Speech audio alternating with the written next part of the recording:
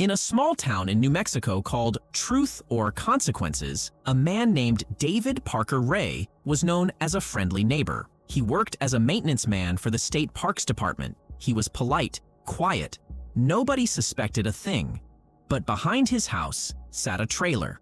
And inside that trailer was something that investigators who have seen everything in their careers described as the most disturbing crime scene they had ever walked into.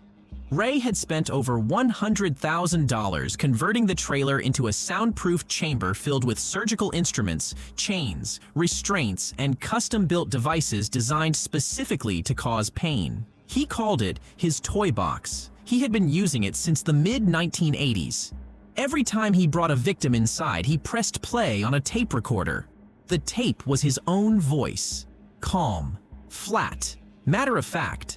It explained exactly what was going to happen to them, what drugs he would use, how long they would be there, and what would happen if they tried to escape.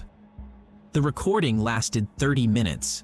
Investigators later described it as one of the most disturbing pieces of audio evidence in the history of American law enforcement. Ray claimed he kidnapped 4 to 5 women every year. He said the ones who survived were the lucky ones. The others he described disposing of in nearby lakes. No bodies were ever found. For 15 years, nobody reported him. Nobody investigated him because he drugged his victims so heavily that most of them could not remember what had happened to them when they woke up.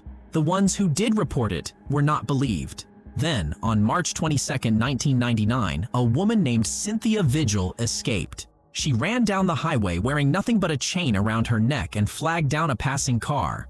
When police raided the trailer, they found journals, photographs, videotapes, over 1,000 pieces of evidence documenting 15 years of crimes. Ray was convicted and sentenced to 224 years in prison. Investigators believe he may have had as many as 60 victims. To this day, not a single body has ever been found. And David Parker Ray died in prison in 2002, taking every name and every location with him to his grave.